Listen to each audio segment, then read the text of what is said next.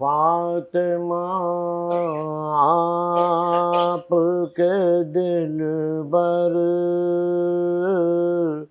کی شہادت دے دو، جو بھی کچھ مانگتی ہے آپ کی امت دے دو۔ ننھے اصغر کو بھی ایک فرض نبھانا ہوگا، جھولے کو چھوڑ کے میدان میں جانا ہوگا، کربلا کے لیے معصوم کی تربت دے دو۔ فاطمہ آپ کے دلبر کی شہادت دے دو۔ آگ کے شعلوں نے بی بی تیرا گھر مانگا ہے، آج کعبے نے بھی مظلوم کا سر مانگا ہے، ایک ہی سجدے میں صدیوں کی عبادت دے دو۔ جھک گئے خاک پہ جب شیخ کو قضا یاد آئی، سجدے میں پہلے تو زینب کی رضا یاد آئی، کہہ کے حیدر سے ذرا بیٹے کو قوت دے دو، جنگ کو روک لو شاید کوئی حر آتا ہے، ایسا لگتا ہے کہ جنت کی طرف جاتا ہے، سب سے پہلے اسے مرنے کی اجازت دے دو۔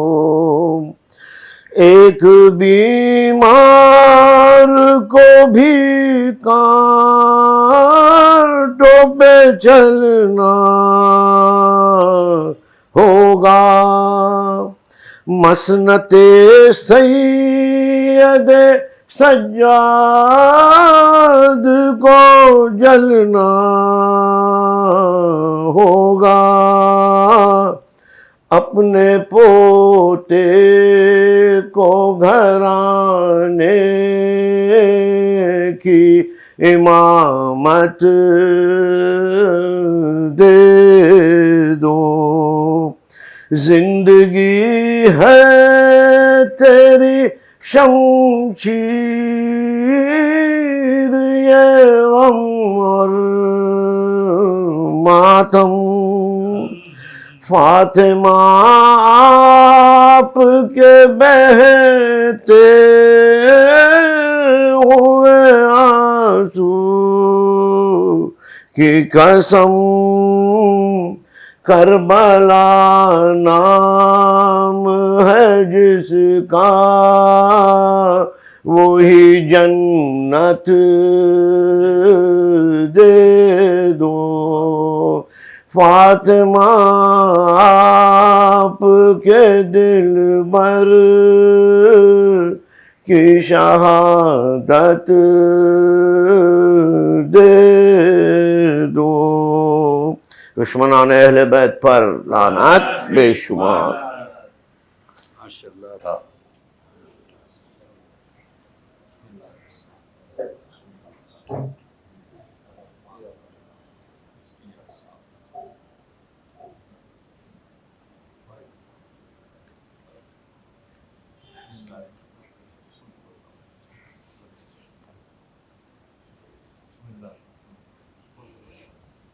ایک مرتبہ سورہ الحم اور 3 مرتبہ سورہ اخلاص کی تلاوت فرما کر اس مجلس کا ثواب اور فاتحہ کا ثواب مرحومین of Ladiwala family, Merchant family, Mankiya family, Contractor family, Kapasi family, Rupani family اور کل ارواح مومنین و مومنات.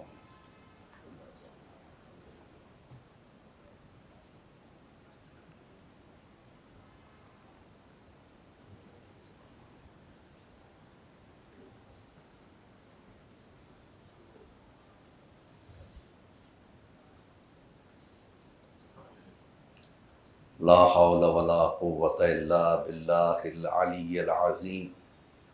بسم اللہ الرحمن الرحیم. الحمد للہ رب العالمین. الصلاة والسلام علی سید العرب والعجم. جسمہ مقدس معطر مطہر منور. نور الہدى مصباح الظلم جمیل الشمم شفیع الاقم صاحب الجود والکرم. واللہ عاصمہ وجبرائیل قادمہ والبراق مرکبہ والمعراج سفرہ وسدرۃ المنتہى مقامہ وقاب قوسین مطلوبہ والمطلوب.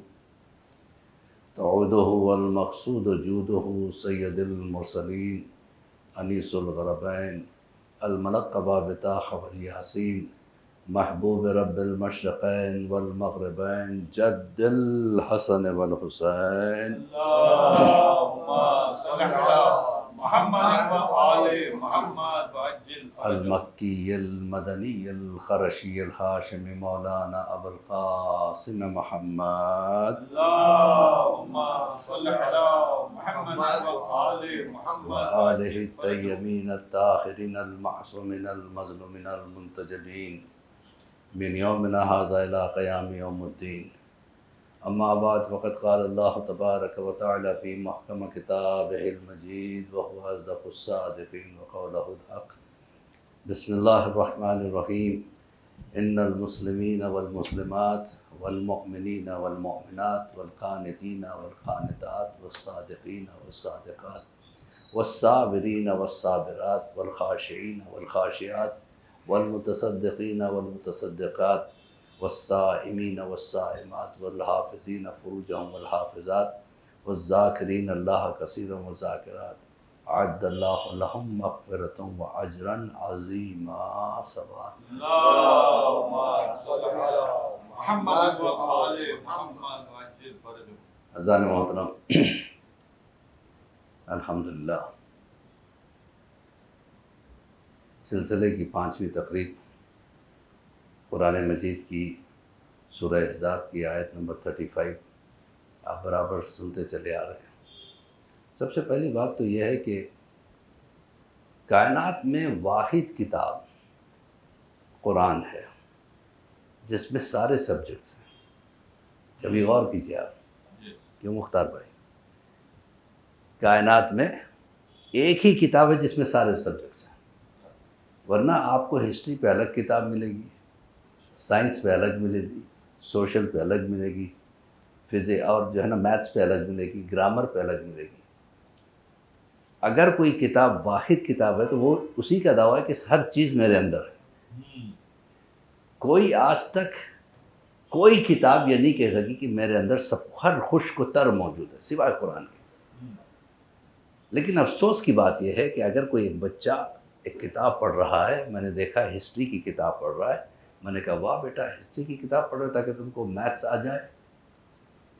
بچہ ہنس دے گا، بولے گا میں ہسٹری کی کتاب اس لیے پڑھ رہا ہوں کہ مجھے ہسٹری کی سمجھ آ جائے۔ اگر کوئی سائنس کی کتاب پڑھ رہا ہے تو میں اس سے پوچھوں سائنس کی کتاب کیوں پڑھ رہے ہو؟ تاکہ مجھے سائنسی علوم حاصل ہوں۔ لیکن کتنے آپ کو ملیں گے قرآن پڑھتے ہوئے کہ بھائی کیوں پڑھ رہے ہو؟ کہ ایصال ثواب کے لیے، ثواب کے لیے۔ کوئی یہ نہیں کہتا تاکہ مجھے قرآنی علوم حاصل ہو۔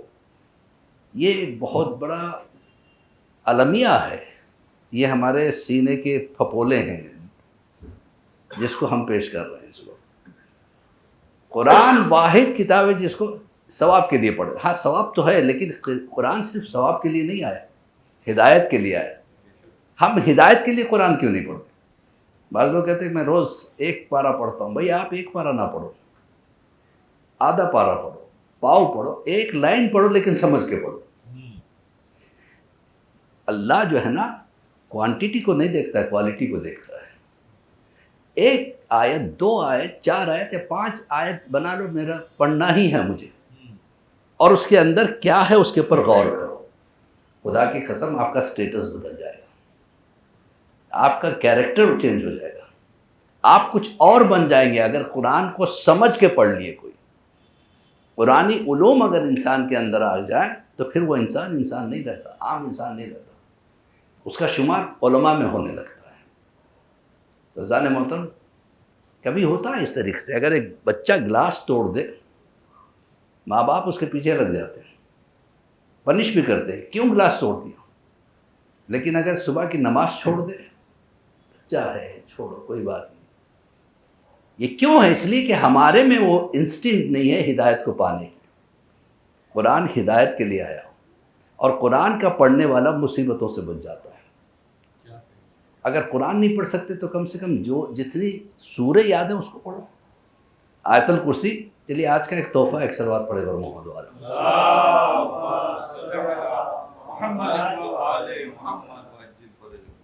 آیت الکرسی کو آپ معمولی نہ سمجھے، اس کو ہلکے میں نہ لیں، بہت بڑی طاقت کا نام ہے آیت الکرسی۔ ایک مولانا جو ہے گاڑی میں جا رہے تھے، سفر کر رہے تھے، ڈرائیور چلا رہا تھا کار، اچانک ایک بچہ آ کے سامنے گر گیا، کار اس کے اوپر سے چلی گئی۔ ڈرائیور پریشان ہو کے کہا مولانا کار کے نیچے بچہ آ گیا، فکر مت کرو کچھ نہیں ہوگا اس کو۔ انہوں نے بڑے اطمینان سے کہا اسے کچھ نہیں ہوا ہے، اتر کے دیکھو۔ دیکھا وہ بچہ گرا، اوپر سے کار ایسے چلی گئی، پہیے اس کے پر نہیں چڑھے۔ ڈرائیور نے کہا آپ نے اتنے کانفیڈنس سے کیسے کہا کہ بچے کو کچھ نہیں ہوا؟ کہا میں گھر سے نکلنے سے پہلے آیت الکرسی پڑھ کے نکلا تھا۔ جو آیت الکرسی پڑھ کے نکلتا ہے اس کا حادثہ نہیں ہوتا، اسے دشمن کوئی نقصان نہیں پہنچا سکتا، اسے شیطان بہکا نہیں سکتا۔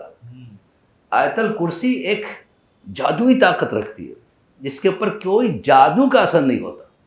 آیت الکرسی پڑھ کے اگر دم کر کے کسی کو پلا دیا جائے، بھوت پریت وغیرہ کا بھی اثر ہو، سایہ ہو تو چلا جاتا ہے۔ رشڈے ایک جگہ کا نام ہے، رشیا میں ایک شہر ہے، وہاں کا ایک واقعہ مجھے ملا تھا، عجیب و غریب واقعہ۔ ایک مومن کی ایک بیٹی تھی، اکلوتی بیٹی، اسے خوب پڑھانا چاہ رہا تھا، اور وہ بھی پڑھنے کی شوقین تھی، تو کام بھی کرتی تھی، پڑھنے بھی جاتی تھی۔ تو کام دن میں کرتی تھی، شام کو پڑھنے جاتی تھی، واپسی میں رات ہو جاتی تھی اس کو، تو باپ بڑا پریشان رہتا تھا۔ ایک دن یہ ہوا کہ وہ جس راستے سے آ رہی تھی، مانا ہوا مشہور غنڈہ وہاں پہ کھڑا ہوا تھا۔ لڑکی ڈر گئی، پوری گلی میں وہ اکیلی ہے اور وہ اکیلا ہے، کیا ہوگا پتہ نہیں، سہم گئی، لیکن چپ چاپ چلتی رہی، اس نے اس کی طرف دیکھا بھی نہیں، یہ نکل گئی۔ دوسرے دن کے اخبار میں آیا کہ رات کو اس جگہ پہ کسی ایک لڑکی کو اسی غنڈے نے مار بھی ڈالا، اس کے ساتھ غلط کام بھی کیا۔ اور کوئی شناخت کر سکتا ہے کیا؟ یہ تصویر دیا تھا، اس لڑکی نے جا کے کہا میں جانتی ہوں اس کو، کیونکہ میں جب گزر رہی تھی تو یہ تھا۔ تو پولیس نے اس سے پوچھا اس لڑکی کے گزرنے کی کتنی دیر بعد وہ لڑکی کا 10-15 منٹ کے بعد وہ لڑکی آئی تھی، کہ اس لڑکی کو تو نے کچھ کیوں نہیں کیا؟ کہ کیسے کرتا، اس کے ساتھ 2 پہلوان تھے، اور انہوں نے مجھ سے کہا خبردار اس کی طرف نگاہ بھی اٹھا کے تو نے دیکھا ہم تجھے یہی مار ڈالیں گے۔ تو میں ڈر کے پیچھے ہٹ گیا، یہ لڑکی چلے گی۔ تو لڑکی سے پوچھا گیا تمہارے ساتھ کوئی باڈی گارڈ سے؟ کہا نہیں. تو باپ نے کہا تھے نا. تو کون سے باڈی گارڈ؟ بیٹا تو کتنی مرتبہ آیت الکرسی پڑھ کے نکلتی؟ کہا 2 مرتبہ. کیا کہ کیا وہی 2 تیرے ساتھ تھے؟ اذان محترم جب آیت الکرسی پڑھنے میں اتنی طاقت ہے تو اگر مکمل قرآن کوئی پڑھتا رہے. کیا کہنے. الگ الگ سوروں کے الگ الگ فائدے ہیں اور سب اکٹھا ہو جاتے ہیں قرآن مجید. قرآن یاد رکھیے گا جس کا زیر ہے تو زیر معجزہ ہے، زبر ہے تو زبر معجزہ ہے، سکوت ہے تو سکوت معجزہ ہے. بلکہ قرآن وہ معجزہ ہے جو معجزات کا خزانہ ہے، معجزے سے شروع ہوتا ہے معجزے پہ تمام ہوتا ہے. جو اس کو سمجھ جائے، کیوں؟ کلام الہی ہے. کلام الہی کا انکار کرنے والا شیطان تھا. کلام الہی کا تو انکار کیا تھا نا شیطان نے. شیطان کیوں بن گیا؟ عبادت گزار تھا جبکہ جنات تھا. شیطان بن گیا صرف اور صرف کلام الہی کا انکار کیا. اللہ نے کہا سجدہ کرو، کر نہیں کروں گا. آدم کا نہیں کروں گا. جبکہ آدم کا سجدہ یہ آدم کا سجدہ نہیں تھا، اللہ کا سجدہ تھا. اکثر بچے پوچھتے ہیں کہ آدم کو کیوں سجدہ کروائے؟ وہ سجدہ تھا قید کے ساتھ، وَنَفَخَ فِي روحی، جب میں اپنی روح اس پتلے میں ڈال دوں گا تو تم سجدہ کرنا اس کی طرف. وہ روح کوئی اور روح نہیں تھی، محمد و آل محمد کی روح تھی. ایک صلوات پڑھے بر محمد. اب سوال یہ ہے کہ اللہ نے سجدہ کیوں کرا؟ سجدہ آدم کا نہیں تھا، اللہ کا سجدہ تھا، لیکن قبلہ آدم تھے. جیسے ہم نماز میں اللہ کا سجدہ کرتے ہیں لیکن قبلہ جو ہے نا کعبہ ہے. اگر کوئی نیت کرے نماز میں میں رخ کرتا ہوں اللہ کا سجدہ یہ نماز پڑھنے کے لیے اور کعبہ کی نماز پڑھنے کے لیے، کیا صحیح ہوگا؟ نماز صحیح ہوگی؟ نہیں، کیونکہ کعبہ کو آپ نے شریک خدا بنا دیا. تو کعبہ کو ہم صرف قبلہ مانتے، اللہ نہیں مانتے. اگر کوئی تصور کر دے یہ بھی کہ اللہ اس میں رہتا ہے تو بھی نماز چلے گی، کیونکہ اللہ تو ہر جگہ رہتا ہے. کوئی جگہ ایسی نہیں ہے جہاں اللہ نہ ہو. ایک صلوات پڑھے بر محمد.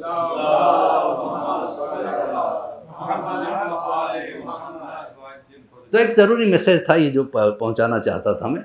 تو اذان محترم قرآن کی تلاوت کیا کرے.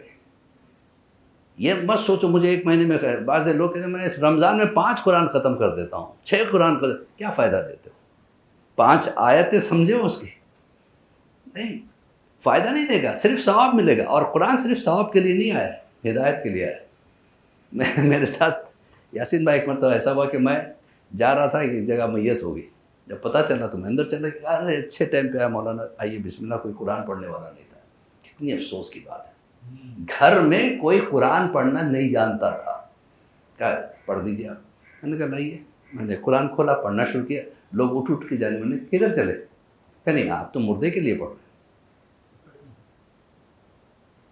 ایصال ثواب کے لیے پڑھ رہے ہیں. کہا نہیں، مردے کو ہدایت نہیں دیتا قرآن، تم کو ہدایت دیتا، اس کو ثواب دیتا. بیٹھو. تو ہم کہاں ہیں؟ Where we are. Just analyze yourself. ایک الگ ٹاپک ہے، اس کے اوپر میں زیادہ دیر نہیں لینا چاہتا. تو ہماری گفتگو چل رہی تھی مغفرت کی بھی شرطیں ہیں. اللہ کوئی چیز بغیر مقصد کے نہیں کرتا. جنت بھی بنائی ہے اللہ نے تو اپنے بندوں کے لیے بنائی، لیکن بندوں میں کچھ کوالٹیز چاہتا ہے خدا. پہلی کوالٹی کیا ہے؟ پہلی شرط مسلمان ہو. دوسری نہیں، مجھے امتحان لینا پڑے گا آپ کو. چلو ہاتھ بڑے برو بھائی مذاق کر رہا تھا کل سے، کھانا مت چھوڑ دو مولانا. میں صرف دوہرا اس وجہ سے رہا تاکہ آپ کے ذہن میں بات بیٹھ جائے. پہلی شرط کیا ہے؟ مسلمان ہو. دوسری مؤمن ہو. تیسری قناعت کرنے والا. قناعت کے کئی معنی ہیں، اللہ پہ توکل کرنا، ایمان پہ قائم رہنا. اسی طریقے سے اس کے بعد کل کی جو شرط ہوئی تھی صادقین، سچا انسان. آج کی شرط ہوگی صابرین، صبر کرنے والا. اللہ کو وہ بندہ پسند ہے جو صبر کرتا ہو. صبر کا مطلب یہ نہیں ہے کوئی آ کے کہے، دبلا پتلا آدمی آ کے کہے نیچے سے پہلوان جا رہا تھا، کچھ کہا، مجھے غصہ آیا، میں نے تھپڑ مار دیا. میرا دل چاہا تھپڑ مار دوں، لیکن میں نے مارا نہیں، صبر کر لیا. وہ صبر ہے. مجھے جانتا ہے اگر میں ماروں گا وہ مجھے اچھے سے دھو دے گا. وہ صبر نہیں ہے. صبر کے باوجود طاقت کے چھوڑ دینا. اب ایک چھوٹا بچہ ہے، آپ سے اگر شرارتی کرے تو آپ اسے مارو گے؟ بچہ ہے، چھوڑ دو. تو صبر کا مطلب باوجود طاقت کے اگر جیسے کوئی کہے، اندھا کہے میں نے کوئی پکچر نہیں دیکھی آج تک، وہ صبر نہیں ہے۔ صبر یہ کہ آنکھیں ہوں۔ دیکھیے ایک چھوٹی سی بات ذہن میں آتی ہے، عجیب و غریب چیز ہے، تمام انبیاء معصوم ہیں لیکن معصوم 14 ہی ہے۔ 14 سے ہٹ کے انبیاء محفوظ عن الخطا ہے لیکن معصوم نہیں۔ معصوم صرف ہمارے 14 ہے۔ معصوم کا مطلب کیا ہے؟ کوئی گناہ کا تصور نہیں کرنے والا، اسے کہتے ہیں معصوم، جس سے کوئی خطا، چاہے وہ خطا فکری ہو، خطا عدلی ہو، خطا ذہنی ہو، خطا تصوری ہو، کوئی خطا نہیں ہونا چاہیے، ترک اولا نہیں ہونا چاہیے۔ اب سوال یہ ہے کہ جناب یہ جو معصومین کو اللہ نے پیدا کیا، اس وقت کوئی خطا کے چانسز ہی نہیں تھے، نہ وہاں پہ شیطان بہکانے کے لیے تھا، یہ تو مجھ سے بہت پہلے کی پیدا ہوئے، بہت پہلے اللہ نے بنایا۔ پھر کیوں معصوم کہتے؟ کون سی ایسی خطا جس کے تصور بھی انہوں نے نہیں کیا؟ وہ یہ ہے، یاد رکھیے گا کہ اللہ تھا یا یہ تھے، اس وقت اگر یہ خدا ہونے کا دعویٰ کر دیتے تو خدا کو اپنا گواہ بھی نہیں ملتا، اسی لیے ان کو معصوم کہتے ہیں۔ ایک صلوات پڑھے بر محمد وآلہ۔ خیر یہ ایک فکری بحث ہے، اس کو چھوڑیے۔ صبر، پہلی بات یہ ہے کہ صبر کا مطلب کیا ہے؟ باوجود طاقت کے صبر کرنا۔ میں جانتا ہوں کہ میں اپنا بدلہ لے سکتا ہوں لیکن نہیں لوں گا۔ امام حسین کے پاس کتنی طاقت تھی، ایک چھوٹا سا سیمپل بتایا تھا امام حسین۔ اگر میرے دشمن آئے ہوں اور میں ایک کو کہوں ادھر آؤ، وہ کہے کیوں آؤ؟ میری اطاعت نہیں کرے گا، کیوں؟ اس لیے کہ دشمن ہے۔ 9 لاکھ کا لشکر، بعض روایت سے، بعض کہتے کیسے ہو سکتا ہے 9 لاکھ، کربلا میں 9 لاکھ بھی، سوچنے والے طرح طرح سے چلیے آپ 50,000 ہی مان لیجئے، 1 لاکھ مان لیجئے، لیکن 1 لاکھ تھے تو دشمن ہے امام حسین۔ ایسے میں امام حسین نے شمر سے کہا کہ ذرا خاموش کر، سب کو چپ ہونے کے لیے کہا، میں خطبہ دینا چاہتا ہوں۔ شمر نے کہا کہ پسرے ساتھ نے کہا کہ میں آدمیوں کو خاموش کر سکتا ہوں، لیکن یہ جو اونٹ جو آوازیں نکال رہے ہیں، گھوڑے جو ہنہنا رہے ہیں، یہ دریائے فرات کی جو موجیں چل رہی، اس کی آواز پہ مجھے کنٹرول نہیں ہے۔ کہ تو نہیں کر سکتا نا، میں کرتا ہوں۔ حسین بتلانا چاہ رہے تھے کہ میرا پاور کیا ہے۔ حسین نے ایک مرتبہ انگلی کا اشارہ کرنا شروع کیا، جدھر سے انگلی گزری ایک سناٹا چھاتا چلا گیا، اونٹ خاموش، گھوڑے خاموش، آدمی سب خاموش، کسی کی آواز تک نہیں نکل رہی تھی۔ راوی کہتا تھا اگر کوئی کسی کو کچھ بولنا بھی چاہتا تھا آواز نہیں نکلتی۔ یہ اتھارٹی تھی امامت کی۔ جب سب خاموش ہو گئے، اس وقت ایک سپاہی سے کہا ادھر آ۔ سپاہی نے اپنی تلوار پھینکی، اپنا وہ سیکیورٹی کی وجہ سے، پہلے عرب کے زمانے میں اگر کسی کو بلایا جاتا، اگر ہتھیار ہوتے تو ہتھیار چھوڑ کے آتا، عزت دینے کے لیے۔ دشمن تھا لیکن ہتھیار چھوڑا، دوڑا ہوا آیا، جی سرکار مولا بتائیے میرے لیے کیا حکم؟ اگر امام اس وقت حکم دیتے اپنی تلوار نکال اور ان پہ حملہ کر دے تو کر دیتا۔ یہ سین سارے فوج کے ساتھ ہو سکتا تھا، کیونکہ امام سب کے ذہن کو کنٹرول میں لے سکتے تھے۔ لیکن امام نے کیا کہا؟ تو جب گھر سے چلا تھا نا، تیری بیٹی نے پوچھا کہاں جا رہے؟ تو نے کہا کہ میں ایک لمبے سفر پہ جا رہا ہوں۔ تو بیٹی نے پوچھا میرے لیے کچھ تحفہ لانا، کہا ہاں میں لے کے آؤں گا، لیکن میں تجھ سے کہہ رہا ہوں تجھے یزید سے کچھ نہیں ملے گا، یہ میری انگوٹھی لے، اس کو رکھ۔ اس لیے کہ بیٹیاں باپ کا انتظار کرتی ہیں، لہذا کچھ نہ کچھ لے جانا ضروری ہے۔ امام حسین اپنی انگوٹھی نکال کے اس کو دیتے، وہ کہتا ہے مولا یہ بات یا تو میں جانتا تھا یا میری بیٹی، دوسرے کان نے سنا نہیں تھا، آپ کو کیسے پتا چلا؟ کہ تو نہیں جانتا، میں وقت کا امام ہوں۔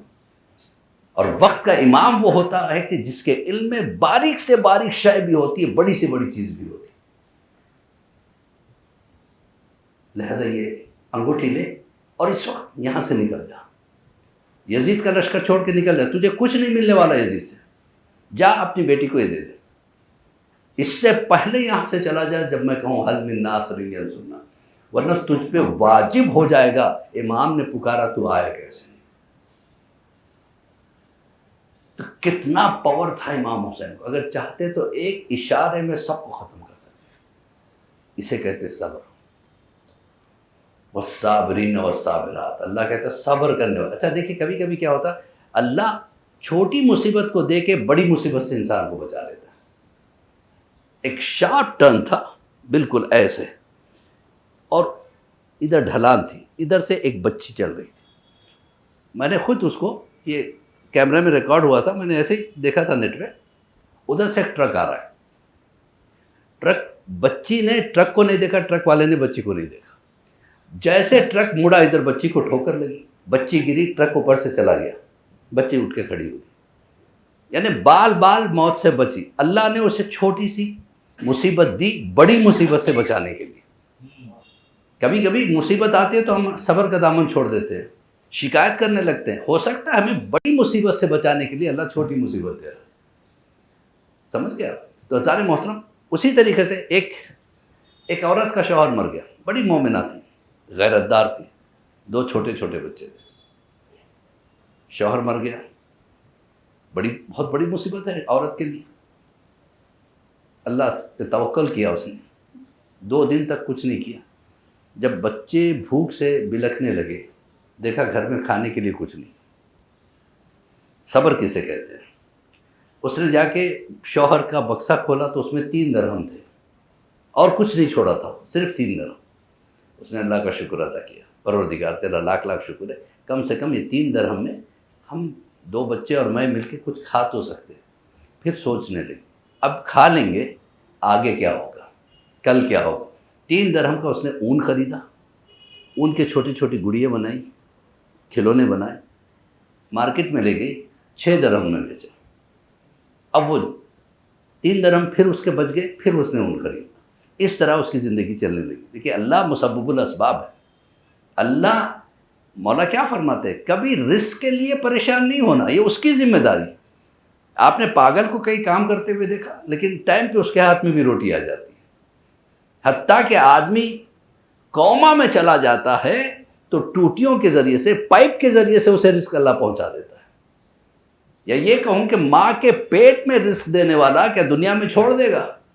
ہاں، کمفرٹس آف لائف کے لیے آپ کو کار کی ضرورت ہے، اے سی کی ضرورت ہے، اچھے آفس کی ضرورت ہے، اچھے گھر کی ضرورت ہے، اس کے لیے آپ کو محنت کرنا ہے۔ رزق کے لیے اللہ ضامن ہے، لہذا ہمارے ائمہ کبھی پریشان نہیں ہوتے تھے، رزق کا اللہ ضامن ہے، اور یہ ہوتا بھی ہے۔ کبھی آپ بھوکے، یعنی بھوکے اٹھتے ضرور ہیں صبح میں، لیکن سوتا کوئی بھوکا نہیں، کچھ نہ کچھ اللہ دے دیتا ہے۔ صبر کا ہاتھ نہیں، یعنی دامن نہیں چھوڑنا چاہیے۔ اب یہ عورت اس طریقے سے زندگی گزار رہی تھی، اسی گلی میں ایک مولانا ہوا کرتے تھے، گئی کہنے لگی مجھ پہ اتنی مصیبت کیوں آئی کہ دیکھو میرے 2 چھوٹے چھوٹے بچے، میں بیوہ ہو گئی، کھانے پینے کی بڑی مصیبت ہے، 3 درہم چھوڑ کے گیا تھا، وہ 3 سے 4 نہیں ہو پاتے، میں روز بزنس کرتی ہوں، کوئی دعا بتا دو، کوئی ذکر بتا دو تاکہ میں وہ کرتی رہوں۔ تو مولانا نے ایک ذکر بتایا کہ یہ کرتی رہنا، اللہ ترقی دے گا۔ اور اس نے شروع کیا، اتفاق سے اسی دن جو اون لے کے لائی تھی، رکھی تھی کھڑکی کے پاس، ایک چیل آئی وہ لے کے چلی گئی۔ کیسا امتحان تھا، ذکر شروع کیا اور یہ چلا گیا۔ کوئی اور ہوتا تو یہ کیسا ذکر دیا مولانا نے، اب پریشان ہوں، اب کیا کروں، اب میں کہاں سے لاؤں، کھانے کے لیے بھی کچھ نہیں ہے، بزنس کرنے کے لیے بھی کچھ نہیں۔ نکل کے پھر مولانا کے پاس ہے، مولانا وہ جو اون تھا وہ بھی چیل لے کے چلی گئی، اب میں کیا کروں۔ مولانا نے کہا اگر لے کے گئی ہے تو اس میں مصلحت خدا ہوگی، اللہ پہ توکل ہے، کہا ہے کہ جاؤ گھر، اللہ پہ، اللہ رزق کا انتظام کرے گا۔ گھر واپس آ گئی۔ آنے کے بعد یہ ہوا کہ وہاں پہ 10 افراد آئے، مولانا کا دروازہ کھٹکھٹایا کہ کیا بات ہے، کیا کہ ہم پردیسی ہیں، ہم سفر کر رہے تھے، آپ کے جو سمندر ہے اسی طرف سے ہماری کشتی جا رہی تھی، کسی طریقے سے کشتی میں سوراخ ہو گیا، تو ہم 10 کے 10 تاجر ہیں، تو ہم نے منت کر لی اگر ہماری کشتی کنارے تک پہنچ گئی تو ہم میں سے ہر ایک 1000 درہم جو ہے نا نکالے گا صدقہ، اور مستحق کو دے گا۔ ہم چونکہ یہاں نئے ہیں، ہم نہیں جانتے، آپ یہاں مولانا ہیں، ہم آپ کے حوالے کرتے ہیں، جو بھی اس کا مستحق ہے اس کو دے دیجیے۔ تو اب انہوں نے کہا کہ پھر بچے کیسے تم؟ کہا کہ اس وقت پتہ نہیں ایک چیل آئی کہیں سے، اون کا گالا پھینکا، ہم نے اس کو سوراخ میں فٹ کیا تو ایسے لگا جیسے اسی کے لیے بنا، پھر ہم نے اس کا پانی نکالا، کسی طریقے سے ہم آ گئے۔ اب انہیں پتہ چل گیا کہ کیا ماجرا کیا ہے. اب مولانا نکل کے اس کے گھر آئے اور 10,000 درہم، دیکھیے 3 درہم کے لیے پریشان تھے، 10,000 درہم رکھ کے کہا دیکھا اللہ اگر کوئی چھوٹی مصیبت دیتا ہے تو اس کو بڑی مصیبت سے بچانے کے لیے دیکھو تمہارے اللہ نے دروازے کھول دیے. اللہ پہ توکل کرنے والا صبر کا دامن نہیں چھوڑتا. ایک صلوات پڑھے گا محمد والا.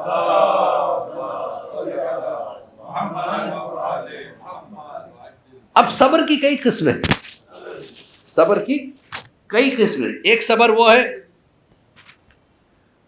جو غربت میں کیا جاتا ہے، ایک صبر وہ ہے جو دولت میں کیا جاتا ہے، ایک صبر وہ ہے جو مصیبت میں کیا جاتا ہے، ایک صبر وہ ہے جو گناہ میں کیا جاتا ہے.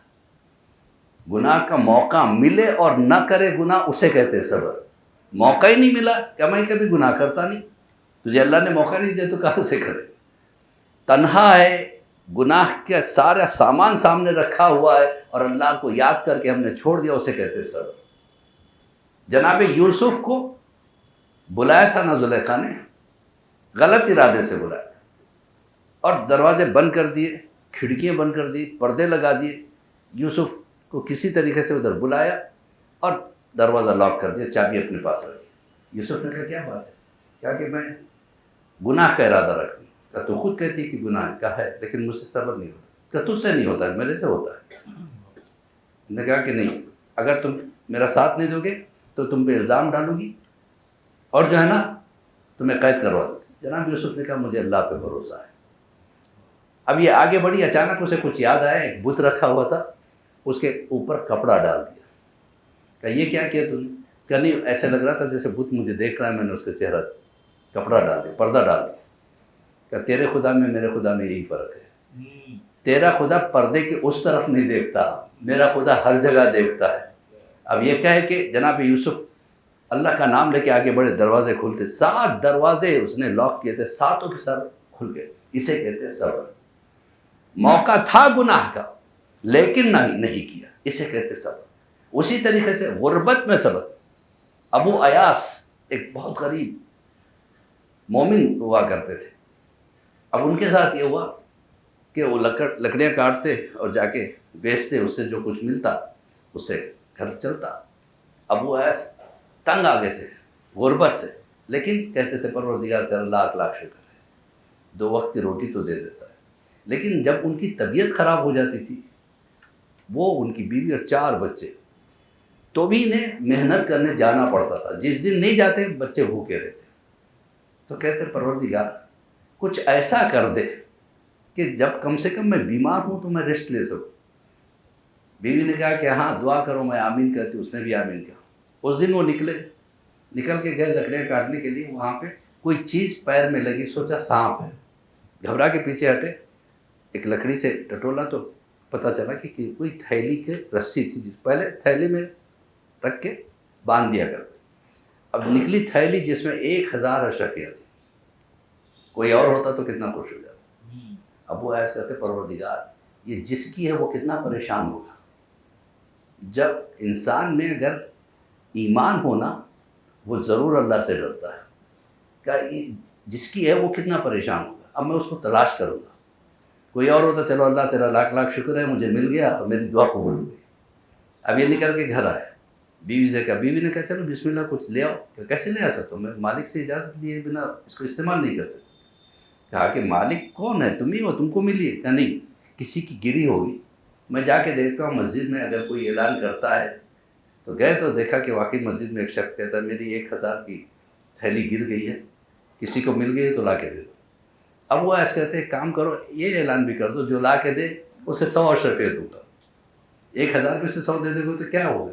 کہ نہیں میں نہیں دے سکتا، میں اللہ پہ چھوڑتا ہوں. یہ آگے واپس گھر مایوس سے. بیوی نے کہا کیا بات ہے. کہا میں مالک کو ڈھونڈ لیا لیکن وہ شرط نہیں رکھتا ہے، کیا کروں، مجھے واپس دینا ہے، دیکھتے ہیں کل کیا کرتا ہے. پھر دوسرے دن گئے تو پھر مسجد میں آ کے اس نے اعلان کیا. پھر انہوں نے کہا چل 100 نہیں تو 50 اشرفی کم سے کم دینے کا وعدہ کر لے، جس کو ملی ہے ضرور لا کے دے دے گا. کہ نہیں میں 50 اشرفی نہیں دے سکتا، بہت ایکسپینسو ہو جائے گا میرے لیے. پھر تیسرے دن کہا چلو 5 اشرفیاں، 5 کا اعلان کر دیں، کم سے کم جو جس کو ملی ہے اس نے امانت داری کے ساتھ رکھا بھی تو ہوگا یا نہیں، میں 5 بھی نہیں دے سکتا۔ اب اس کے بعد پھر تیسرے دن پھر گئے، کہا کم سے کم 1 اشرف کی تو وعدہ کر لے، کہا نہیں میں 1 بھی نہیں دوں گا، میں اللہ پہ چھوڑوں۔ کہا وہ تھیلی مجھے ملی، کوئی بات نہیں، تو نہیں دینا چاہتا مت دے۔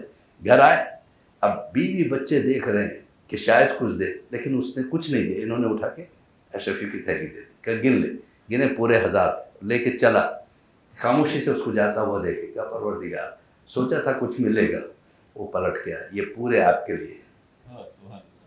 کیا کیسے؟ تم نے تو منع کیا تھا۔ نہیں، میرے بابا نے 3000 اشرفیاں چھوڑی تھی، 2 کے لیے کہا اس کا مالک میں، 1000 کے لیے کہا تم تلاش کرو اس کا اصلی حقدار کون ہے، اس تک پہنچا دینا، آپ سے زیادہ کوئی حقدار نہیں ہو۔ ایک صلوات پڑھے بر محمد۔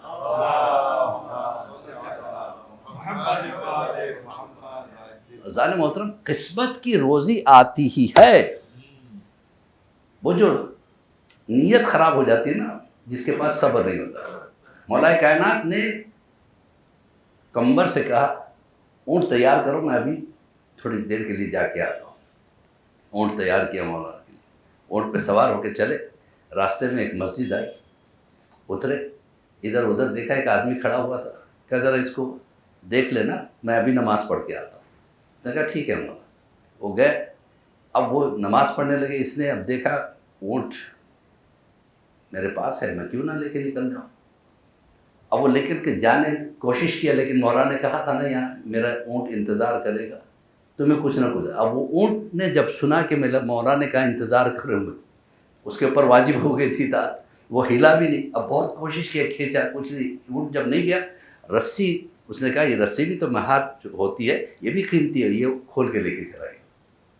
مولا نماز پڑھ کے آئے، دیکھا کہ اونٹ تو ہے، رسی نہیں ہے۔ ادھر سے کمبر جا رہے تھے، کمبر ادھر آؤ، فلاں بازار میں فلاں پیڑ کے نیچے دیکھو کہ ایک آدمی رسی بیچ رہا ہوگا، اسے یہ 2 درہم دے دو، لے کے آ جاؤ۔ وہ بولی لگا رہا ہوگا 2 درہم کی لے لو، 2 درہم، تم 2 درہم دے کے لے کے آ جاؤ۔ گئے، دیکھا واقعی وہاں پہ کھڑا ہوا آدمی ایک رسی بیچ رہا ہے۔ کمبر نے اسے 2 درہم دیے، رسی لے کے اب جو چلے۔ کمبر جانتے تھے مولا کی خدمت کرتے، یہ تو مولا کے اونٹ کی رسی ہے۔ آیا مولا یہ تو آپ کے اونٹ کی رسی ہے، کہ میں جانتا ہوں۔ کہ پھر آپ نے پیسے کیوں دی؟ کہا اس کی قسمت سے 2 درہم تھے، اگر وہ یہاں رکتا تو بھی میں اس کو 2 درہم دیتا، وہ اسے حلال ہوتے، لیکن نیت خراب کر کے اس نے حرام بنا لیا۔ اب وہ جو حرام کھائے گا تو 40 دن تک اس کی دعا قبول نہیں، اس کی نمازیں قبول نہیں۔ تو صبر کا دامن انسان کو نہیں چھوڑنا چاہیے۔ غربت میں صبر، مصیبت میں صبر، یہ 2 آپ سن چکے۔ اب سنیے گا، مصیبت یعنی امتحان اللہ لیتا ہے، امتحان میں صبر۔ جناب ایوب کا واقعہ تو سب کو معلوم ہے، 1000 بکریاں تھیں، 1000 اونٹ تھے، 1000 گائے تھی، اور 1000 بیگھہ زمین۔ اب بیگھہ کو ہم پتہ نہیں کیا یہ کر لیں گے، یہاں پہ ایکڑ کہہ لیجیے، کیوں محمد بھائی؟ ایکڑ کہتے ہیں، بیگھے کو کیا کہیں گے؟ ایکڑ ہی کہتے ہیں میرے خیال میں، ایکڑ کہتے ہوئے، یا تو پھر آپ کے، ہمارے یہاں تو ایکڑ کہا جاتا ہے، اب میں نہیں جانتا کہ آپ کے بامبے میں کیا۔ 1000 ایکڑ کا مطلب کتنا بڑا ہے، اچھی خاصی بستی، ایک اچھا خاصا شہر اس میں رہ سکتا ہے۔ اتنا ہر جگہ، یعنی باقاعدہ کھجوروں کے باغ تھے اس میں، بے پناہ دولت تھی۔ 7 بیٹے تھے جناب ایوب کے، 7 بیٹیاں تھیں جناب ایوب۔ تو شیطان نے بہکانا چاہا جناب ایوب، اللہ نے کہا کہ یہ میرا بندہ ہے، جو میرا ہوتا ہے تیرے سے بہکتا نہیں۔ کہا کیوں بہکے گا، کیوں شکر نہیں کرے گا تیرا؟ کیونکہ تو نے اتنا دے دیا ہے، اتنا اگر مال مل جائے تو کوئی بھی تیرا شکر ادا کر سکے۔ اللہ نے کہا نہیں، میرا بندہ یعنی دولت میں بھی شکر ادا کرے گا، غربت میں بھی شکر ادا کرے گا۔ اگر تو مجھے ان کے اوپر تسلط دے دے، ان کی زمین جائیداد بچے، اس پہ تسلط دے دے، پھر میں دیکھتا ہوں یہ کیسے کرتے ہیں۔ کر دیا، کر لے کیا کرتا ہے۔ آیا کھیت میں پھونک ماری، جتنے پیڑ تھے سب جل گئے۔ یعنی سوچی کتنی بڑی جائیداد تھی، سب بیکار ہو گئی۔ لوگوں نے آ کے کہا ایوب آپ کی پوری کھیتی جل گئی۔ کہا اللہ کی تھی، میری کہاں تھی؟ میں تھوڑی لے کے آیا تھا اپنے ساتھ دنیا میں، اللہ نے دیا تھا، واپس لے لیا۔ اسے کہتے ہیں صبر۔ کوئی اور ہوتا تو سر پکڑ کے بیٹھ جاتا، اتنی جائیداد میری چلی گئی، کیا کریں گے؟ اب اس کے بعد کیا ہوا؟ اللہ نے کہا دیکھا شیطان، کہا نہیں ابھی تو اس کی اولاد ہے نا. اتفاق سے پورے بچے 7 اور 7 بیٹے 7 بیٹے ایک ہی چھت کے نیچے بیٹھے ہوئے تھے. شیطان نے چھت گرا دی, 14 کے 14 مر گئے بچے. یہ نماز کی حالت میں. شیطان انسانی شکل میں آیا, ایوب تمہارے بچے مر گئے, انا للہ و انا الیہ راجعون. سب اللہ کی طرف سے ہے, سب اللہ کی طرف جانے والے. تمہیں افسوس نہیں؟ کیا افسوس؟ اللہ نے دیے تھے, جب دینا ہے پھر دے دے گا. لے لیا, اسی کی امانت ہے. اب مثلاً میرے پاس ایک 10,000 ہے, میں اٹھا کے کہوں مختار بھائی آپ اس کو رکھیے, مجھے جب چاہیے میں واپس لے لوں گا, تو مختار بھائی کی ذمہ داری کیا ہے؟ اپنے پاس رکھیے. میں نے فون کیا, مختار بھائی کل ایک آدمی آئے گا, اس کو 5,000 دے دیجیے. ان کو اعتراض ہوگا؟ نہیں ہوگا نا. کیوں؟ جانتے ہیں ان کا نہیں ہے, میرا ہے, میں جب چاہوں لوں. اب سمجھ میں, اگر یہ کانسیپٹ سمجھ میں آ گیا تو خمس نکالنے میں پریشانی نہیں ہوگی. انسان اللہ کا ہے, اللہ کو دے رہا ہوں, اور جب دے رہا ہوں تو اللہ وعدہ کرتا ہے اس کا 40 گنا بڑھا کے دوں گا. توکل ضروری ہے, بھروسہ ضروری ہے, صبر ضروری ہے. اگر صبر نہیں ہوگا تو پھر انسان کے سامنے نقصان ہی نقصان نظر آتا ہے. بچے پورے مر گئے. کہا کہ پروردگار ابھی بھی صبر کر رہے ہیں ایوب. اس لیے صبر ایوبی مشہور ہے قرآن میں.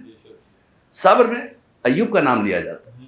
جناب ایوب کے پاس پھر آیا کہ اب مجھے ان کے جسم پہ تسلط دے دے. اللہ نے کہا سوائے دل اور دماغ کے سارے جسم پہ تسلط ہے, کر لے کیا کرتا ہے, لیکن ان کے دماغ کو میرے سے ہٹا نہیں پائے گا, ان کے دل کو میرے سے ہٹا نہیں پائے گا. کب آیا ایک پھونک ماری, پورا جسم میں بیماری آ گئی. جسم پہلے کھجلی آ گئی, اس کے بعد جسم پھٹنے لگا, اور انتہائی تکلیف. 1 سال کا امتحان نہیں تھا, 18 سال جناب ایوب نے امتحان دیا. بہت سو کو پتہ نہیں یہ چیز, سوچتے ہیں کہ چند دنوں میں ہو گیا. نہیں, 18 سال.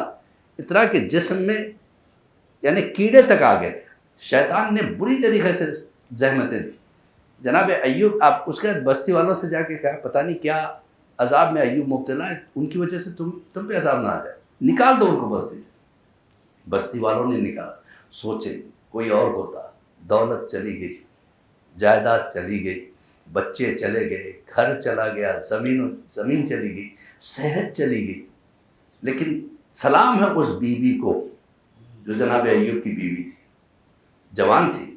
اب اس کے پاس جانے لگا, جا کے کہتا کہ تم جوان ہو, تمہیں کیا ضرورت ہے ایسے شخص کے ساتھ بندے رہنے کی. میں مصر کے ایک بہت بڑے تاجر کو جانتا ہوں, تمہارا نکاح ان سے کر دوں گا. جناب ایوب کی بیوی نے بات بھی نہیں کیا. اگر بات بھی کر لیتی تو بھی شاید لوگ اعتراض کرتے کہ بھئی انہوں نے بات کی تھی. بات تک نہیں کیا, جواب بھی نہیں دیا. کہ پروردگار تو میرے ایمان کو سلامت رکھنا. میں شکر گزار ہوں کہ مجھے موقع تو نے دیا میرے شوہر کی خدمت کروں.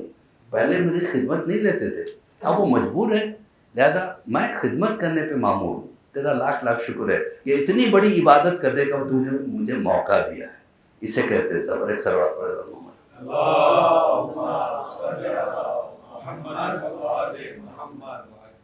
اب یہ ہوا کہ جناب جو بھی شیطان بہکا آ کے شوہر سے کہہ دیتے کہ یہ آج شیطان نے کوشش کی تو شوہر خوش ہوتے. اللہ تعالیٰ لاکھ لاکھ شکر ہے, صابرہ بیوی تو نے مجھے دی. ایک دن شیطان نے اس مرد کو جا کے بہکایا جہاں پہ کام کرتی تھی.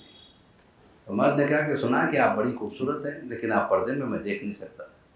یہ جواب نہیں دی. تجھے تیرے کام سے مطلب ہے, کام کر کے جاتی ہوں, نہیں چاہتا چھوڑ دے, اللہ رزق دینے والا ہے. کہ اچھا کم سے کم بال دکھا دو. سیدھے آگے شوہر سے کہا. اب جناب ایوب سے صبر نہیں ہوا. غیرت دار تھے. غیرت دار مرد کبھی عورت کی بے پردگی برداشت نہیں کرتا. اس کے لیے مرد کی غیرت ہونی چاہیے. اب یہ ہوا کہ جناب ایوب نے کہا پروردگار تو نے جائیداد لے لی, میں نے شکر کیا. تو نے اولاد لے لی, شکر کیا. تو نے پیسہ لے لیا, صحت لے لیا, اب تک شکر کر رہا. اب ناموس پہ بات آ رہی. اب میں صبر نہیں کر سکتا, تیرا امتحان ختم کر دے. اللہ نے کہا گھبراؤ نہیں, یہ جو کچھ میں نے لیا میں نے تو دیا تھا. کہاں پروردگار تو نہیں دیا, پھر سے تم کو مل جائے گا. اب جو جناب جبرائیل آئے, کہا کہ 2 جھرنے نکلیں گے تم ٹھوکر مارو گے تو, ایک سے نہانا ایک سے پینا. کہا ایسے کیوں؟ کہا اس لیے کہ جو باہر کی بیماری ہے نہانے میں ختم ہو جائے گی اور تمہاری جوانی لوٹ آئے گی. 18 سال پہلے جیسے تم تھے ویسے ہو جاؤ گے. 18 سال پہلے آدمی کتنا خوش ہوتا ہے. 4 سال پہلے چلا جائے گا سلوات پڑھے برکو.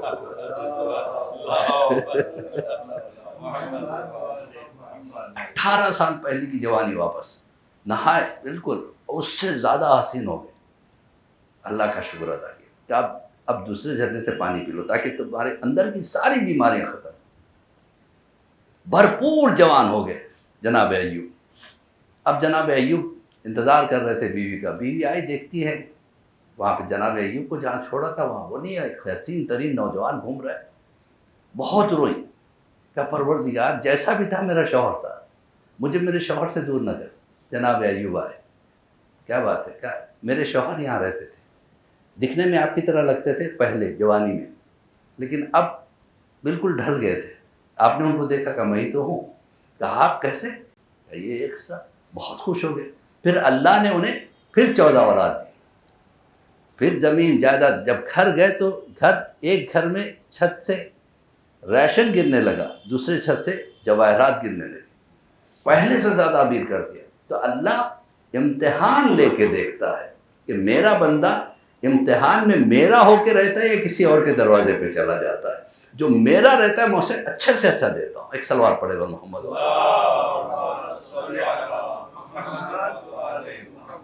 صبر کی ایک قسم ہے دولت میں صبر.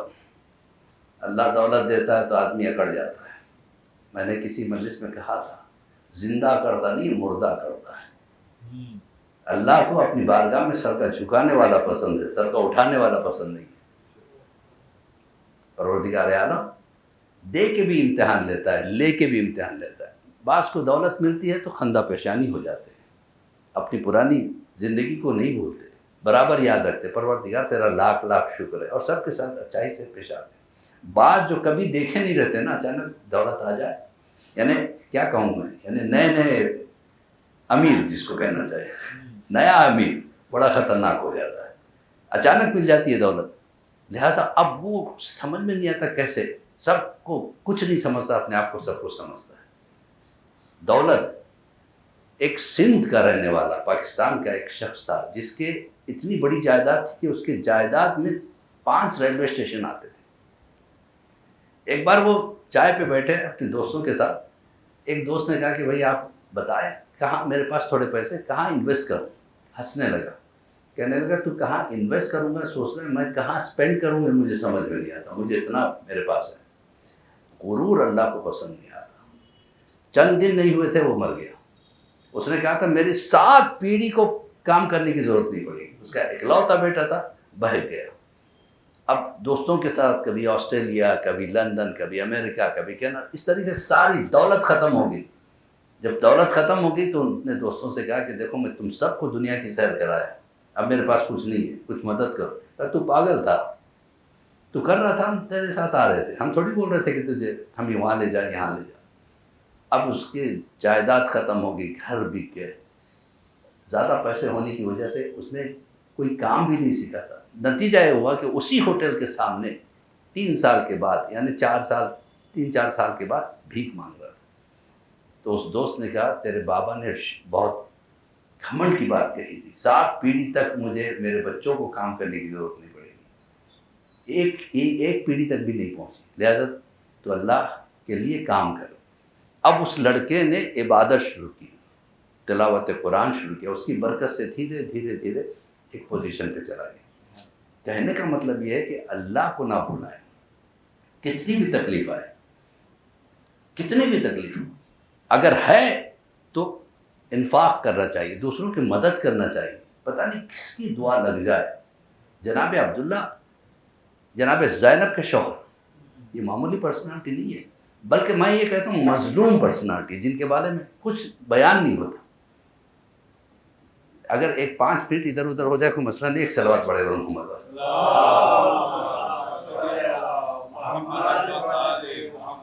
دیکھیے میری کوشش یہ ہوتی ہے میں کچھ دے کے جاؤں, لیکن ایٹ دا سیم ٹائم مجھے بھی پتہ ہے سننے کا بھی ایک حد ہوتا ہے, اس سے زیادہ بھی اگر لے لیا جائے تو کبھی کبھی. لیکن اچانک نکلنا بھی کہ چھیڑ دیا ایک ذکر جناب عبداللہ کا. ہم کیا جانتے جناب عبداللہ کے بارے میں, سوائے اس کے جناب زینب کے شوہر تھے, بیمار تھے, جناب زینب نے ان سے اجازت چاہی کربلا جانے کی, اس سے زیادہ کچھ نہیں جانتے. لیکن جناب عبداللہ کوئی معمولی ہستی کا نام نہیں ہے.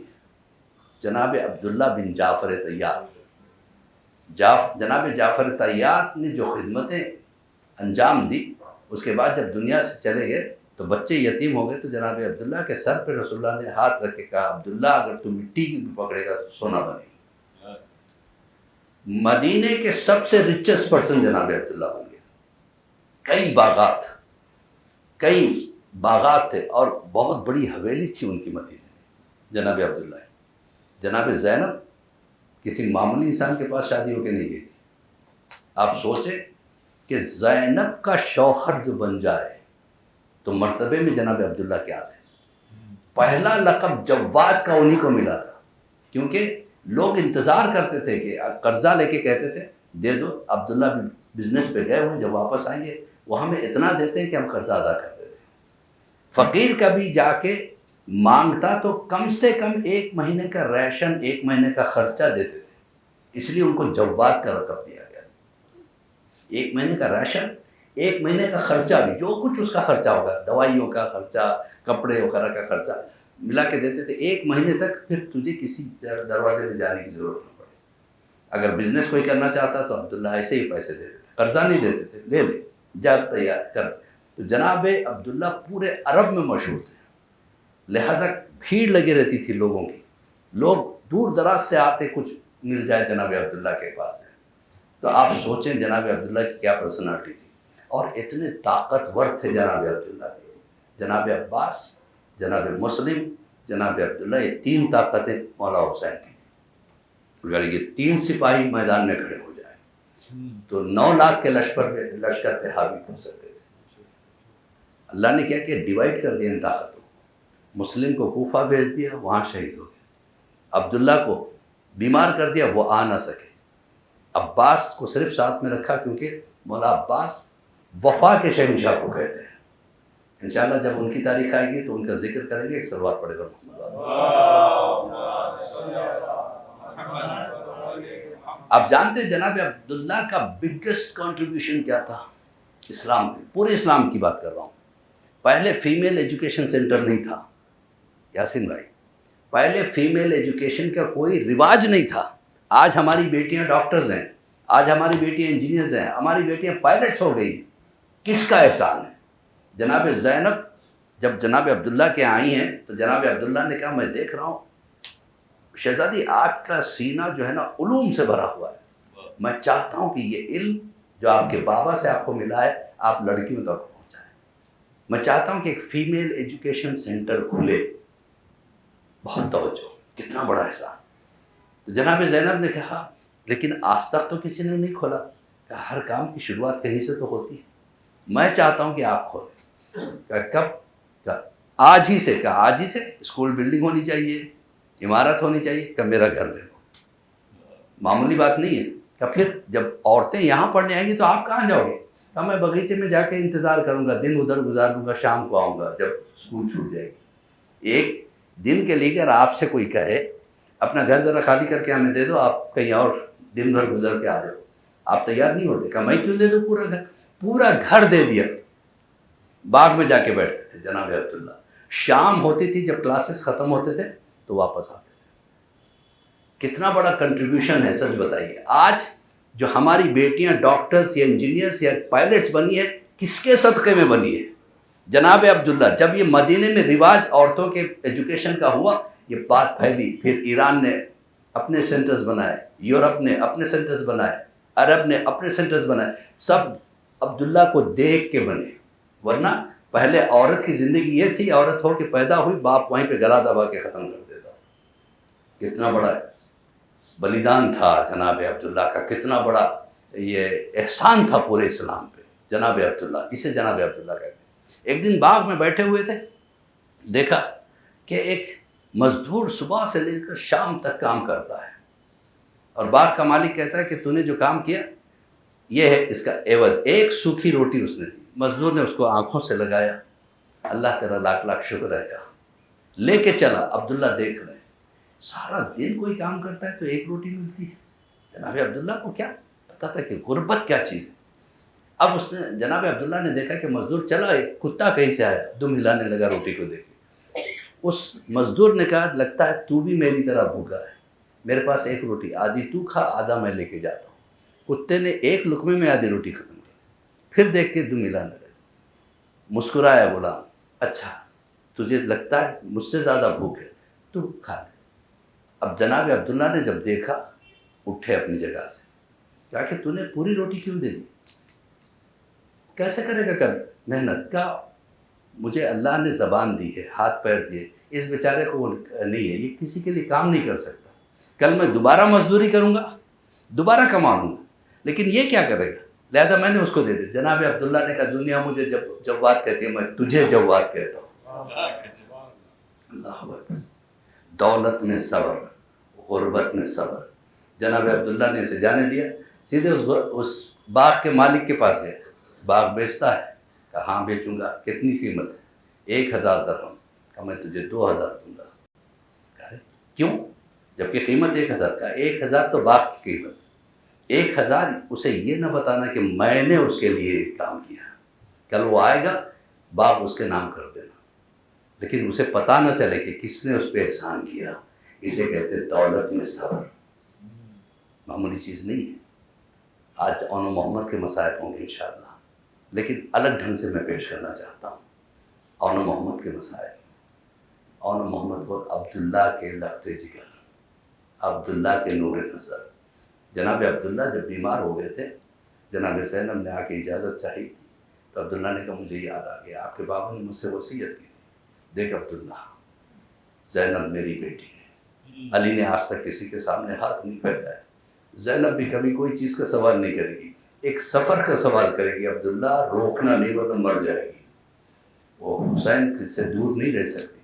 جناب عبداللہ نے وعدہ کیا تھا شہزادی جائیے میں آپ کو نہیں روکوں گا، کاش میں صحت مند ہوتا تو میں بھی عباس کی طرح ساتھ میں جاتا۔ اب جناب زینب نکل گئی، مدینہ چھوڑ کے آگے بڑھ گئی، اچانک حسین کے قافلے کو روکا گیا۔ حسین نے کہا قافلہ روک لو، عباس نے کہا کیا بات ہے؟ کہا کہ عبداللہ کی آواز آ رہی ہے، کہہ رہے مولا حسین رک جاؤ، ٹھہر جاؤ۔ پلٹ کے دیکھا تو عبداللہ ایک ہاتھ اون کے کندھے پر، ایک ہاتھ محمد کے کندھے پہ رکھ کے بڑے مشکل سے چل کے آ رہے۔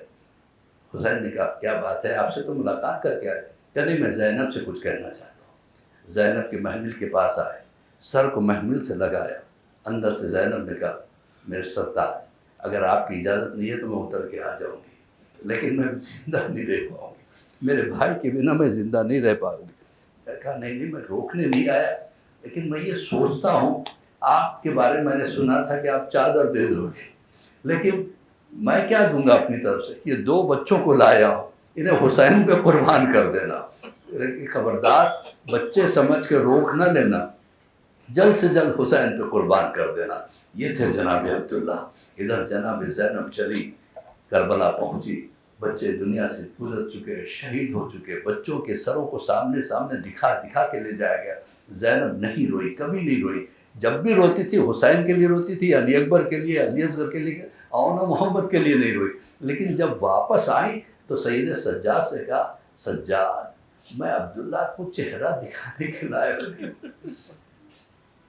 اس لیے کہ میرے بچے بھی چلے گئے اور میں بوڑھی ہو گئی ہوں، 2 سال نے مجھے بوڑھا کر دیا ہے، اور میرا شوہر غیرتدار ہے، میرے پشت پہ تازیانوں کے نشان ہے، اگر وہ نشان دیکھ لے اور پوچھے کس نے مارا تو میں کیا جواب دوں گی، لہذا مجھے طاقت نہیں ہے کہ میں عبداللہ کا سامنا کر سکوں۔ سید سجاد اگر میں تیرے گھر رہنے لگوں تجھے کوئی اعتراض؟ یا پھوپھی اماں آپ کا گھر ہے، جتنے دن چاہے رہے۔ اب زینب جناب سید سجاد کے پاس آ گئی، جناب عبداللہ نے دیکھا قافلہ آ گیا، زینب کیوں نہیں آئی؟ دوسرا دن گزرا، تیسرا دن گزرا، چوتھے دن جناب عبداللہ نے ایک کنیز کو بھیجا جا کے کہنا کہ آپ کے شوہر یاد کر رہے ہیں۔ اب جناب زینب بے چین ہوگی، میرے شوہر مجھے یاد کر رہے ہیں، مجھے جانا واجب ہے، لہذا مجھے جانا چاہیے۔ جب آئے تو اس وقت دیکھا کہ گھر پہ کوئی نہیں تھا، عبداللہ بھی نہیں تھے۔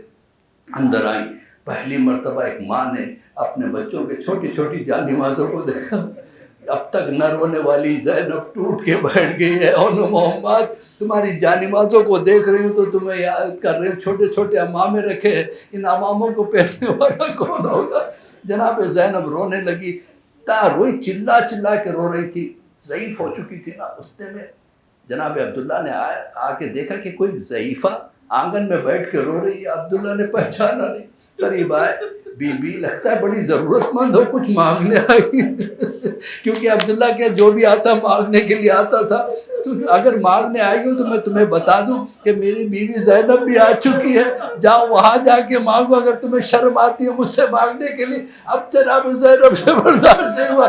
جناب زینب نے پتہ آسمان کی طرف دیکھا, پروردگار میرا شوہر مجھے نہیں پہچانتا. جناب عبداللہ بیٹھ گئے. بیٹھنے کے بعد کہا کہ میں آپ کو پہچانا نہیں تھا, مجھے معاف کر دے, لیکن یہ کیا ہو گیا, آپ کے بال سفید کیسے ہو گئے, کمر کیسے جھک گئی, آپ جوان تھی ضعیفہ کیسے ہوگی. کہا کیا کروں عبداللہ, کربلا سے کوفہ, کوفے سے شام, بغیر چادر کے پھرایا گیا, صدمے سے میرے بال پک گئے, میری کمر جھک گئی. اب قریب میں بیٹھے, میں آپ کے بابا کو پرسہ دینا چاہتا ہوں, آپ کے بابا کا پرسہ, آپ کے بھائی کا پرسہ, آپ کے تمام رشتہ داروں کا پرسہ میں دینا چاہتا ہوں. بیٹھ کے کہتے حسین کا پرسہ لے لو. زینب رونے لگی. آخر میں عبداللہ نے کہا میرے بچوں کا بھی پرسہ لے لو. اب جناب زینب سینہ تان کے بیٹھ کے کہتی ہے تم جانتے ہو عبداللہ آپ کے بچوں نے کیسی جنگ کی. عبداللہ آپ کے بچے بہت دلیر تھے. ہونا بھی چاہیے, ان کا بابا بھی دلیر تھا, ان کا دادا بھی دلیر تھا, ان کا نانا بھی دلیر تھا, ان کا امو بھی دلیر تھا, سب دلیر تھے. بتاؤ میرے بچوں نے جنگ کیسے کی. کہ عبداللہ اتنے چھوٹے بچے تھے, عباس نے گودی میں اٹھا کے گھوڑے پہ سوار کیا تھا, لیکن عبداللہ جب بچوں نے تلوار چلائی تو شامی ایسے بھاگے جیسے گیدڑ شیر سے بھاگتے ہیں. جب فرات کا کنارہ خالی ہو گیا, میں نے وعدہ لیا تھا پانی نہیں پینا, بچوں نے پانی کو دیکھا, مجھے یاد کیا. کہ اب بچے آپس میں بات کر رہے تھے کہ چاروں طرف سے سپاہیوں نے حملہ کر دیا. عبداللہ میں کیا بچاؤں, کیا بتاؤں, میرے معصوم بچے تھے, اس حملے کو برداشت نہ کرتے. کہ جب گرے تو عبداللہ یہ وہ بچے تھے جنہوں نے مجھے پکارا تھا, اماں مدد کے لیے آنا. بس میں نے عباس کو بھیجا, حسین کو بھیجا, جا کے جیسے پہنچے عباس کو دیکھ کے ادھر کا لشکر ادھر ہوا, ایک بچہ دنیا سے چلا گیا, دوسرا بچے میں جان تھی, اسے عباس لے کے آئے. جانتے ہو عبداللہ اس نے دو باتیں کہی. ایک بات تو یہ کہی اماں ہم نے پانی نہیں پیا, دوسری بات یہ کہی اماں جب گھر جانا تو بابا کو سلام کہنا اور کہنا بابا ہم نے آپ کے خون کی لاج رکھ لی, اے بابا ہم ہارے نہیں, ہم جیت کے آئے ہیں. انا للہ و انا الیہ راجعون. رضن بقضاء تسلیما لامر مولا. اللہم بحق محمد وانت المحمود, بحق علی وانت العلا, بحق فاطمة تفاطر السماوات والارض, بحق الحسن وانت المحسن, بحق الحسین انت قدیم الاحسان, واستجب دعائی واقض حاجاتی برحمتک یا ارحم الراحمین. اس وقت آپ کی آنکھیں نم ہیں, لہذا ہم سب کیا ہے مل کے آئے کریمہ پڑھ کے اپنی دعائیں پروردگار عالم سے مانگتے ہیں. بسم اللہ الرحمن الرحیم. اما یجیب اذا دعاہ یکشف السوء بلند. اما یجیب المضطر اذا دعاہ یکشف السوء. اما یجیب المضطر اذا دعاہ یکشف السوء. اما یجیب المضطر اذا دعاہ یکشف السوء. اما یجیب المضطر اذا دعاہ. اللہم اشفِ کل مریض, اللہم اشفِ کل مریض, اللہم اشفِ کل مریض. آپ حضرات سے درخواست ہے کہ ایک مومنہ اس وقت شدید بیمار ہے, اللہ سے دعا کریں پروردگار عزائے حسین کے صدقے میں اسے اللہ مکمل صحت عطا فرمائے, اور جو بیمار ہیں سب کو شفاء کلی عطا فرمائے, جو مقروض حال ہیں ان کی قرض داریوں کو دور فرمائے. پروردگار ہمارے بچوں کو نیک اور صالح بنا, امام کے ظہور میں تعجیل عطا فرمائے, ہم سب امام کے چاہنے والوں میں شمار فرمائے.